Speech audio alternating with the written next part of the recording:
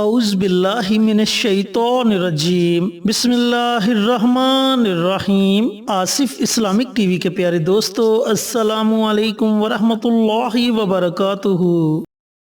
اللہم صلی علی محمد وعلی آل محمد کما صلیت علی ابراہیم وعلی آل ابراہیم انک حمید مجید۔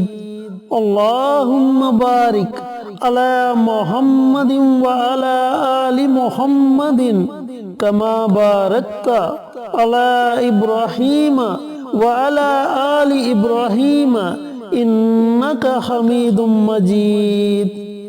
میرے دوستو، میرے بھائیوں، میرے بہنوں، جمعرات کا دن بڑی فضیلت والا، بڑی برکت والا اور بڑی عظمت والا دن ہے۔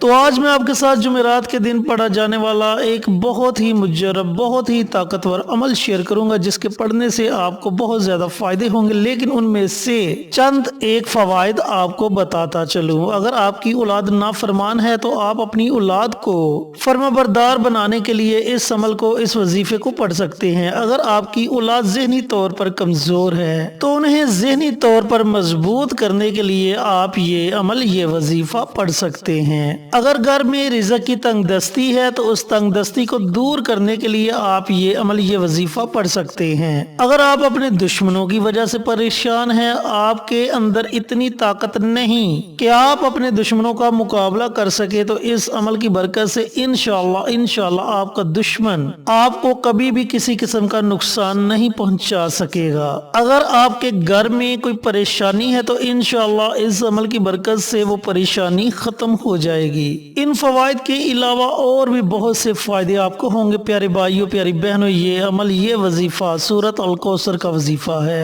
اور سورۃ کوثر کی فضیلت کے بارے میں آپ بخوبی جانتے ہیں۔ بہت سی ویڈیوز میں سورۃ الکوثر کی فضیلت بیان کر چکا ہوں۔ میرے دوستو، میرے بھائیوں، میرے بہنوں، کوئی بھی عمل کرنے سے پہلے آپ اللہ تعالیٰ کی بارگاہ میں دعا ضرور مانگا کریں، کیونکہ دعا ایک ایسا ہتھیار ہے جس کی بدولت ہم اپنی تقدیر کو بدل سکتے ہیں۔ حضرت انس رضی اللہ تعالی عنہ سے روایت ہے کہ رسول اللہ صلی اللہ علیہ وآلہ وسلم نے ایک ایسے شخص کی عیادت کی جو چوزے کی طرح کمزور ہو گیا تھا۔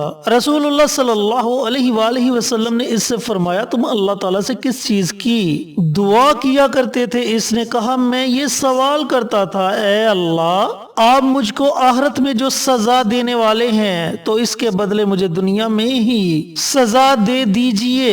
تو رسول اللہ صلی اللہ علیہ وآلہ وسلم نے فرمایا، سبحان اللہ، بے شک اللہ رب العزت تمام عیبوں سے پاک ہے، تم اس کی طاقت نہیں رکھتے، تم نے یہ دعا کیوں نہیں کی کہ اے اللہ ہمیں دنیا میں اچھی چیزیں عطا کیجئے اور آخرت میں بھی عمدہ نعمتوں سے نوازیے اور ہمیں دوزخ کے عذاب سے بچا لیجئے۔ پھر آپ صلی اللہ علیہ وآلہ وسلم نے اس کے لیے دعائے صحت کی تو اللہ رب العزت نے اس کو شفا دے دی۔ تو پیارے بھائیوں، پیاری بہنوں، کتنی زیادہ طاقت ہے دعا میں۔ چینل پر نئے آنے والے دوستوں سے گزارش ہے کہ چینل کو سبسکرائب کر کے ساتھ گھنٹی کے بٹن کو دبا کر آل نوٹیفیکیشن پر کلک کر دے تاکہ میری ہر نئی آنے والی ویڈیوز کی اپڈیٹ آپ تک بر وقت پہنچتی رہے۔ جزاک اللہ۔ اب وظیفہ پڑھنے کا طریقہ کار اچھی طرح سن لیں اور سمجھ لیں کہ اس عمل کو، اس وظیفے کو آپ نے پڑھنا کس طریقے سے ہے۔ میرے دوستو، میرے بھائیوں، میری بہنوں، اگر آپ اپنے بچوں کے لیے یہ عمل کرنا چاہتے ہیں، بچوں کے لیے ان کی والدہ یہ عمل کر سکتی ہے،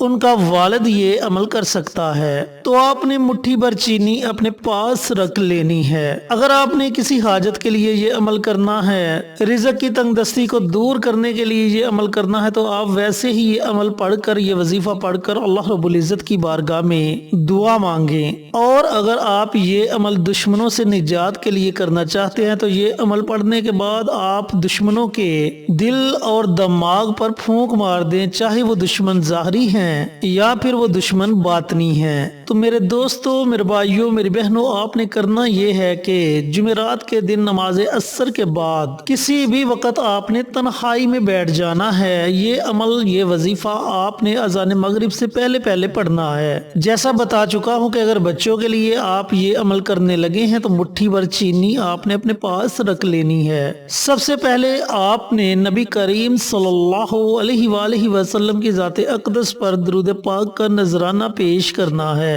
اب درود پاک کی فضیلت کے بارے میں آپ بخوبی جانتے ہیں کہ درود پاک پڑھنے والے کی قبر کو اللہ رب العزت روشن، منور اور کشادہ فرما دیں گے اور اس بندے کا ٹھکانہ جنت ہوگا۔ تو اس لیے آپ کوشش کریں کہ زیادہ سے زیادہ درود پاک کا ورد کریں۔ 1 مرتبہ پڑھیں، 3 مرتبہ پڑھیں، 5 مرتبہ پڑھیں۔ اگر آپ کے پاس وقت ہے تو اس سے زائد بھی آپ پڑھ سکتے ہیں۔ جب آپ درود پاک پڑھ لیں تو پھر آپ نے 21 مرتبہ سورت الکوثر کو پڑھنا ہے، صرف 21 مرتبہ۔